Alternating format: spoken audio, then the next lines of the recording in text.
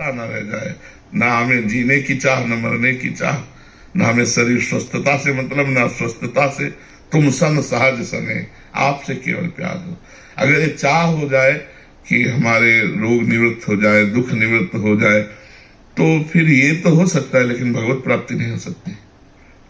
भगवत प्राप्ति तभी होती है, हे नाथ आपका दिया हुआ हर दुख मुस्कुरा कर सहूंगा, ना आपसे कहूंगा ना किसी से कहूंगा। प्यार का मतलब क्या होता है? प्यार, भक्त का मतलब होता है प्यार करने वाला भगवान को। और प्यार का मतलब क्या होता है? अपना विस्मरण हो जाना, केवल प्यारे का स्मरण।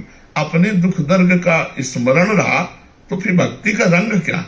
भक्ति का रंग है प्यारे के स्मरण में मगन रहना और अपने को भूल जाना। और ज्ञान का रंग है सब कुछ भूल जाना, केवल मैं में स्थित हो जाना। और भक्ति का है मैं को भूल जाना, केवल तू में स्थित हो जाना। और माया का है मैं और तू। ये प्रेम जो है ना, बहुत सब कोई नहीं कर सकता। प्रेम प्रेम सब कोई कहे, प्रेम निर्वाह करना कठिन। चढ़ के मैन तुरंग पे चलिबो पावक माय, प्रेम पंथ अति कठिन है सबको निभात नाय। अपनी कोई परवाह नहीं। फिर प्रेम क्या है? अपने दुख दर्द की चिंता रही तो शरीराभिमानी, फिर प्रेम क्या है? महाराज जी, इसी प्रश्न को अगर दूसरे दृष्टिकोण से देखें महाराज जी, ये तो भक्त की स्थिति हो गई, वो नहीं चाह रहा। इनका एक भाव ये भी इसमें दर्शाया इन्होंने कि प्रभु जैसे अपने भक्त को जैसे अभी दुख आया तो वो तो सर्वशक्तिमान है। सही पूछो तो दुख है ही नहीं, तुम्हें दिखाई दे रहा है ना। स्वप्न में कोई तमाचा मारे तो आपको जागृत में तमाचा का क्षोभ होगा क्या?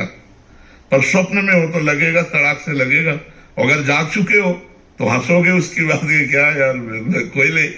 समुद्र में एक आदमी स्वप्न में डूब रहा था और बोला बचाओ, मैं समुद्र में डूब रहा। आवाज निकल ही नहीं उसकी। तो बाहर के लोग अब क्या करें, उसको कैसे बचाएं? नौका ले आवे, तैराक ले आवे, क्या करें आप बताओ? उसको केवल जगा दो। नौका तैराक की जरूरत नहीं है, उसको जगा दो। एक बूंद पानी नहीं है, वो उसमें डूब रहा है। समझ रहे ना? ऐसे ही जब ज्ञान में भक्ति में जग जाया जाता है तो भैया दुख होते हुए भी दुख नहीं है।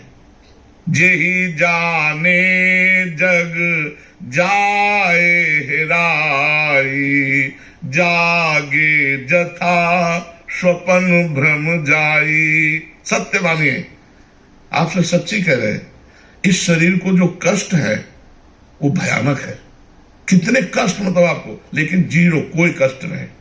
आपको क्या महसूस हो रहा है कि मैं कष्ट में हूं इस समय वर्तमान में? और वर्तमान में भी कष्ट में हूं। तो कष्ट ऐसे जैसे आपको पीड़ा हो रही और हम देख रहे हैं, पर हम पीड़ा में नहीं। ये मेरे भगवान की कृपा नहीं दिखाई दे रही? अब विचार करो, भगवान अपने भक्त का प्रारब्ध मिटा सकते हैं, लेकिन भगवान प्रारब्ध नहीं मिटाते, प्रारब्ध भोगने की सामर्थ्य देते हैं। कानून है, वो तोड़ सकते हैं। जगन्नाथपुरी के माधोदास बाबा, उनको संग्रहणी रोग हुआ तो बार बार सोच 10-20 बार सोच हो तो आदमी की हालत खराब हो जाए। वृद्ध संत तो बेहोश हो गए। जब होश आया तो सुगंध, तो उन्होंने कहा कि कुटिया में तो दुर्गंध थी मल से। तो देखा समुद्र से लंगोटी धोते हुए आए जगन्नाथ जी स्वयं, नौ किशोर अवस्था, घनश्याम स्वरूप। तो उनका कौन हो सकता है जो हमारी लंगोटी धोए? तो जब मुड़े तो दिखा रे कमल लोचन भगवान। तो कहा जय जय। हाँ बाबा, ये क्या कर रहे हो आप? मुझ दास की लंगोटी आप धो? तो बोला तुम्हारे पास और कोई है क्या?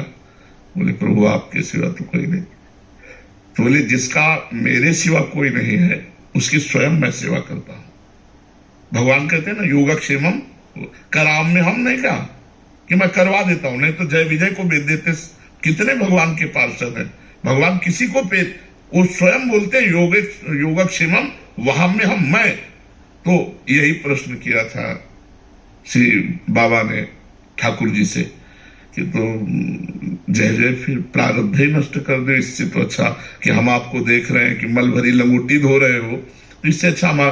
बोले बाबा अगर अभी प्रारब्ध हम मिटा देंगे तो फिर अगला जन्म हो जाएगा, इसलिए तुमको हम साथ ले चलना चाहते हैं। तो तुम प्रारब्ध भोग लो, मैं लंगोटी धो रहा हूं तुम्हारी।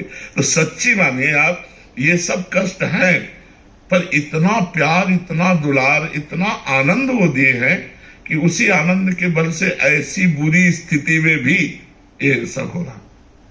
तो कैसे शिकायत करोगे आप बताओ? हमें पता है कि हमने बहुत बड़ी गलती की, अब हमको 100 लठ खानी, और वो 100 लठ में तो 90 तो माफ कर दिए और 10 ऐसे उठा रहे और बस छुआ देते हैं।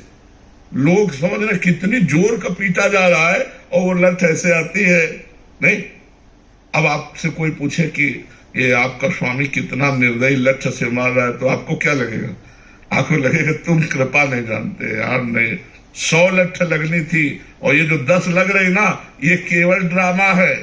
लठ लगाने का ड्रामा है, लठ नहीं लग रही। ऐसे ही पूरा जीवन हो रहा है, आप सच्ची समझ लो। केवल दुख का एक ड्रामा है, दुख नहीं है।